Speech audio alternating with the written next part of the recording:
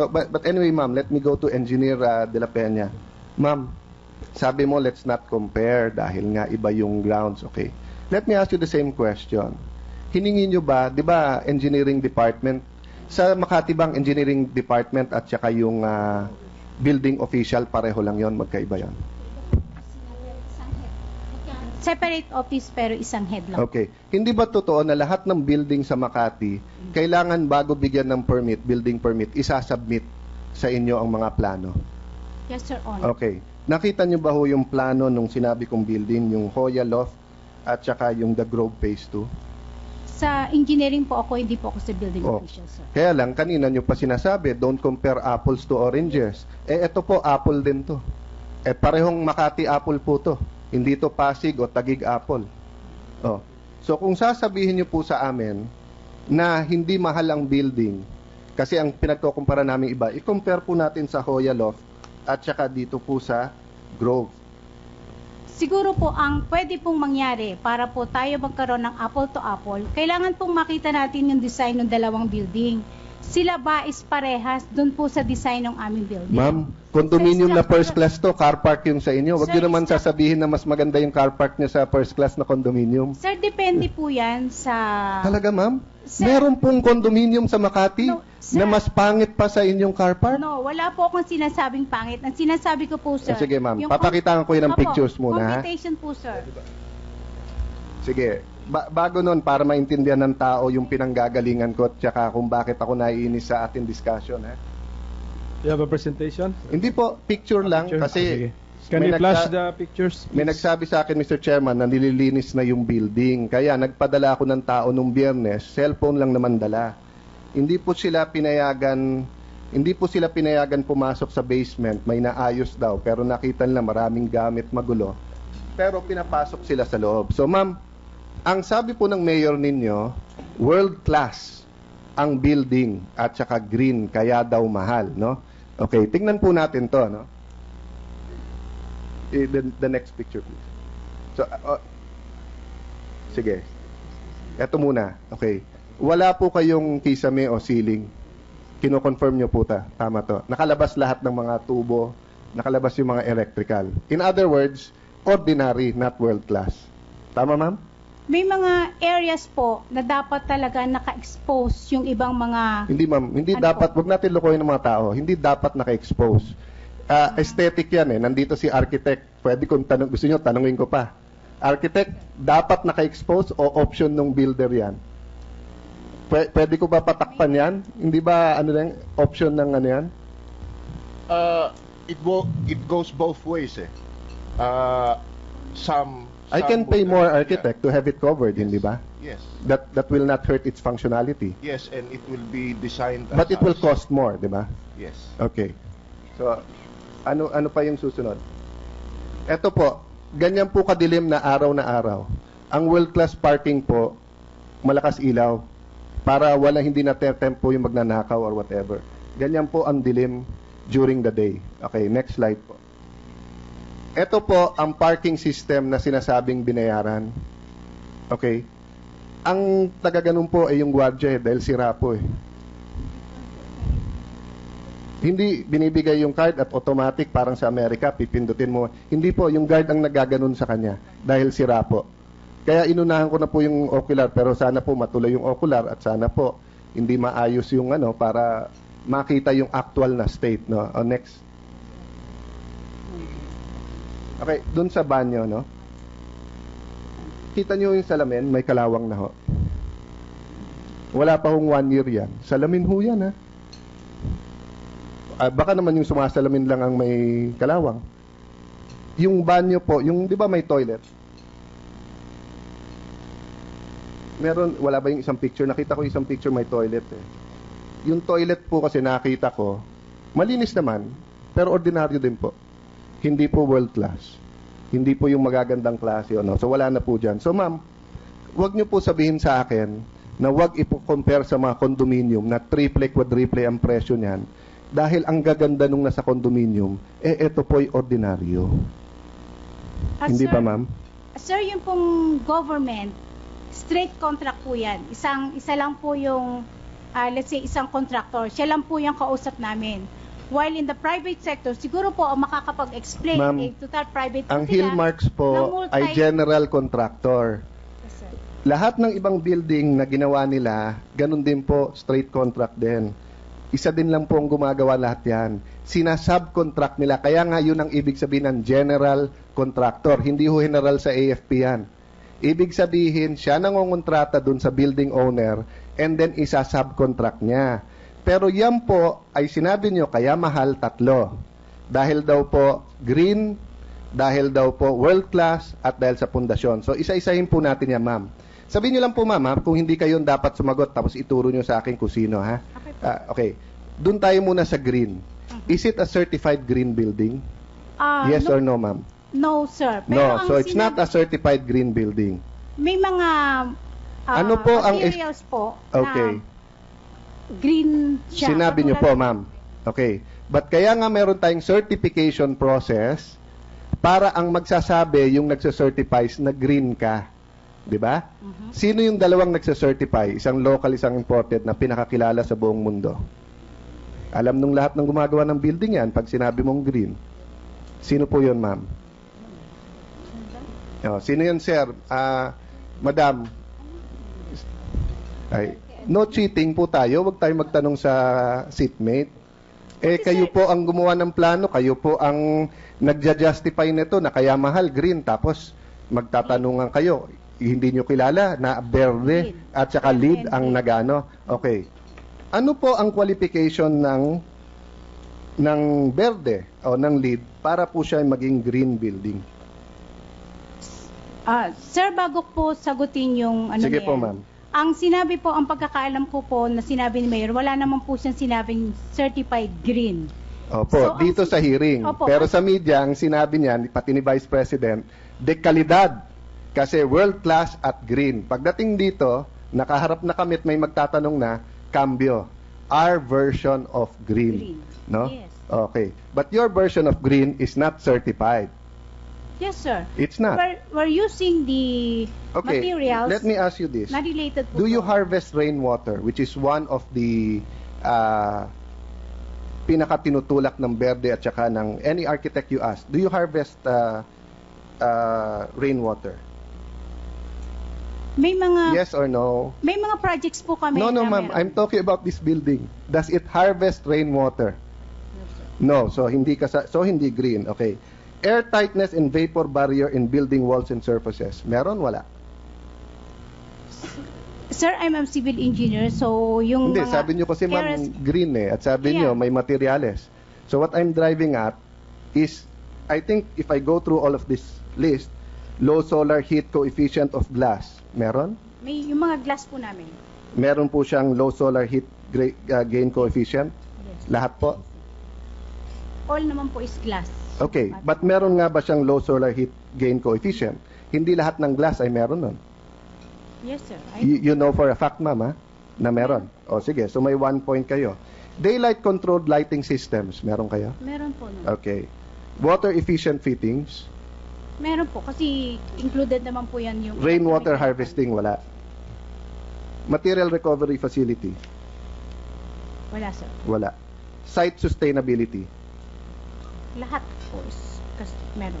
What is site sustainability? So, yung pwede niyang may adapt lahat yung mga ano po yung mga yung sa materials, yung sa pwede rin po nila na Close enough, ma'am. Site sustainability means the minimum impact, Impact. on ecosystems and water Yes. source, no? So, bottom line, all of this, marami pa akong tanong dyan, pero let's keep it dahil technical. Hindi certified green building ang car park. Let's get Yes, that sir. on record. Okay. If it was a certified green building, how much is the impact on cost? Halimbawa, a ordinary building is 1 billion. If I have a certified LEED building, magkano ang impact nun sa cost? meron po kaming department na mahawak po lahat ng computation po dyan. The There's a DES rule of department. thumb. Yes, sir. You don't have to say department. There's a rule of thumb. And if you talk to architects and general contractors doing this building, they will buildings that are green, they will tell you, it's 7%. 7%. Okay? But your building is 200 to 300% more expensive. No? So assuming you are green, verde, or LEED certified, no? Doble na natin 7%, 15%. Dapat yung 1.2 billion mo, ganun din, 1.2 more or less, pero 2.2. Okay. Let's go to the second reason, no? Foundation. Magkano, ma'am, ang rule of thumb na gastos sa structural cost? Ang sa total structural cost Structural component, ma'am. ang total structural cost po nito is 37.91% of the total construction. How much, ma'am? 864,821,600. It is how many percent? It's 37.91% of the total cost of the project. Okay. And what is the rule of thumb? How much percentage ang structural cost? Ang amount po na structural cost, depende po yun sa design. So, Yeah, hindi but po what's the rule of natin, thumb? kasi hindi po natin pwedeng masabi na certain percentage. Kayo, ma'am, cost. hindi nyo pwede masabi. Pero lahat ng architect na gumagawa ng lahat ng building all over the Philippines, kayang sabihin. By the way, I'll correct myself. The Grove is in Pasig. Hoya is in Makati, no? Ma'am, the structural component is 25 to 30%. Pinakamataas na yung 35%. Okay? Of the structure, no? If you add piles to the structure na sinasabi nyo, no? How much additional yon? Rule of thumb ulit, pag nagtanong ka sa kahit sinong architect. Katulad po nung nabanggit ko po kanina, na yung total foundation nito pong building na to, including the excavation, the sheet piles, the board piles, mat foundation and in concrete, and the shear columns, is 310 million. Okay. So, yun pong foundation namin is 13.63% of the total Pasok siya. structural. Pasok siya sa sinabi ko. But later, I will show you why it is overpriced each phase, no? But my question, ma'am, kasi sabi nyo, kayo nag-estimate eh. Sabi ng mga technical natin dito, sila nag-estimate. Maybe I can ask them, sa COA, no? Pagka kailangan mo ng piles, ilan percent rule of thumb ang dagdag nun sa structural component? 10%, sir. Sorry? Less than 10%. 10% of what? The total cost Total or the contract. structural component? Total contract cost. Okay, so close but hindi rin. It's 7% of the structural component only. No? So meaning 7% of the 30%. Okay? So that means if I take out all this dagdag percentage sa inyo, 24,000 ang estimate dito, no? Kahit dagdagan ko, ma'am, ng 50%, na lampas-lampas na sa sinabi kong sa pundasyon ganon, hindi pa rin ma-justify, nasaan pa rin yung 50,000 per square. And sasabihin mo na naman, ma'am, apple to apple, I'm talking about all buildings in the country. Let's go to the third, world class. Ito din ang papasok sa inyong question na apples to apples, no? Bakit mas mahal ang mga condominium building kaso sa car park? Architect din at saka may sariling firm din ang kausap ko dito. General contractor din ang mga kausap niya, no? Based dito, makikita mo ang car park dito is only 17 to 22,000, pero ang luxury hotels, 5-star luxury hotels, no? 64,000. Sa inyo, ano kayo, ma'am? Yung total po, yung kung kabuuan po, sir, is 67. 67. Shangri-La Makati ba ang inyong car park? Sir, hindi lang naman po car park yung aming building. Ang inyong bang Kasama po yan ng yung inyong bang BPLO ay Shangri-La Makati? Or Peninsula ba? Yun po ang presyong sinundan nyo eh. Ang presyo po ng car park, 17 to 22,000. Ang presyo po ng standard average office is 31 to 40. Ang presyo po ng 5-star luxury hotel, 64, 2012. 2010 pa kayo nag-umpisa, ma'am, di ba? 2010. So, ibig sabihin, ang taas na kasi nag-boom tayo. Kailan, ma'am, humataw ang presyo ng bakal? Kasi yung from the start, mataas na po, sir, yung Oh, pero kailan humataw ng husto? Dahil ang China namili. 2006, 2007 po. 2007. So, ibig sabihin, before this, ang baba pa nung presyo. Okay. So, ma'am, tanong ko sa inyo, bakit mas mahal ang condominium build, yung katulad ng binanggit ko, no? Dala ba natin yung presentation ni Tony Bundal?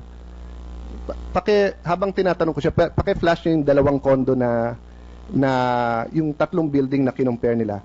Can you tell me, ma'am, bakit mas mahal po ang or sa COA po, bakit sir mas mahal ang bakit mas mahal ang condominium kaso sa car park?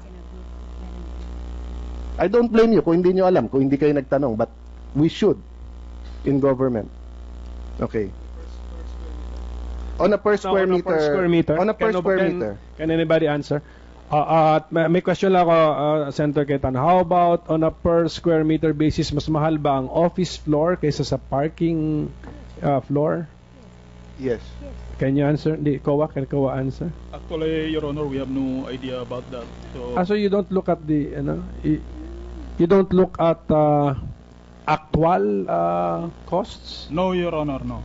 So ganun lang kayo, you look at the Our basis is only you look at the plans, plans, the Your Honor. cost, and then ita times Then we will the estimate. times mo ng 1.1. Pag hindi siya lumampas sa COA's estimate times 1.1, Yes, Your Honor. reasonable na yon. Yes, Your Honor. In other words, Mr. Chairman, yung industry practice sa private, hindi natin ginagawa sa gobyerno. And again, Engineer Roldan, I'm not saying kayo may kasalanan. If you are just following your manual, and I mentioned a while ago, the chairman has told us in the CA and has told us time and again, they're reviewing the manuals, wanting to change it. But ang question ko, bakit sa private napaka-efficient para bawat 5 kalkulado at alam, bakit sa atin sa gobyerno hindi alam itong mga to? I admit, if wala tong hearing na to, hindi ko to pag-aaralan dahil hindi naman ako engineer, mahina ako sa math eh. Di ba? Kaya ako napunta sa poli-sci and then mag-law dahil iniwasan ko yung math, no? But simple pala itong mga rule of thumb eh. So bakit mas mahal ang mga condominium? First of all, marami silang walls. 'Di ba? Ang car park wala po masyadong wall. Ang opisina maraming wall, pero mas maraming wall ang condo o hotel dahil mas maraming kwarto. Okay. Kung mas marami kang kwarto, mas marami kang pagka sumobra kain at inom natin, saan tayo pumupunta, ma'am? Sa banyo. 'Di ba? Ilan ang banyo ng car park? Engineer, use the microphone, please. Per floor is 8 for men and 8 for women. Okay. Pero pagka condo yan, per unit, at least 1. Yes. Diba? And the more expensive the unit, let's say kung 3 bedroom, baka hindi 3, 4, 5 ang banyo niyan. Kaya mas mahal. Diba? Per square. Okay. Ganun din po ang aircon. Centralize ang aircon nyo, pero ilan floor lang. Ang hotel at condominium, centralized sa lahat ng common area, pero bawat unit meron ng centralized, meron pang provision para sa isa. Isa pa, ma'am. Bago ka mag-CR, kailangan kumain ka. May kusina ba ang parking area nyo? Wala po. Sa mga opisina, may kusina. May mga pantry po. May mga pantry. Pero sa mga kondo, bawat isang kwarto o isang unit, meron pong kusina. Kaya po mas mahal dahil yung mga fixtures nyo. Tapos, syempre sa kondo, ayaw mo naman po na mahuli ka sa trabaho. So may ratio po sila kung ilan po ang sasakay sa elevator at gaano katagal. Sa inyo po, ilan ang elevator? 2 po. Doon sa mga building na kinukumpara namin, ilan? Hindi po ako yan. Okay. Ano po? 8. So, ngayon makikita mo na, ma'am, na hindi nga apples to apples ang kinukumpara namin eh. Kasi ang sa inyo, lumang-lumang Volkswagen, kinukumpara nyo sa latest na Mercedes-Benz na presyong bago yung sa inyo, tapos sasabihin nyo sa amin, hindi siya overpriced. Kaya hanggang ngayon, ma'am, so pinag-usapan na natin yung lead.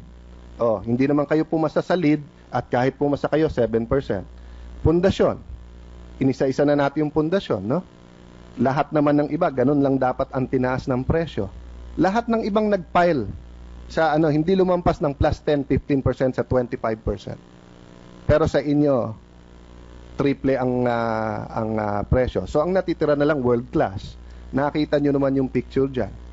Hindi nyo naman siguro sasabihin world class yon. Maganda, for a government office. Pero wag natin sabihin na world class palusot nga ang sabi sa akin nung kumukuha ng picture, ma'am, eh. Dahil hindi siya world class, eh. So, saan napunta yung pera? Paano natin papaliwanag? Kung gagawa ako ngayon ng building sa Taguig, papayag kayo, yung presyo nyo ang gagamitin namin? Papayag kaya ang COA na yung presyo? Madam Chair, can we start using 60 or 80,000 per square when the standard in the private sector is 23? You don't have to answer that, but it's a rhetorical question. I'm not only asking you, but I'm asking myself. Ganito na ba ang sistema natin sa Pilipinas, no?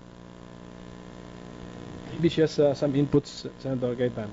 Go ahead. Let me give her time. The chairperson of COA.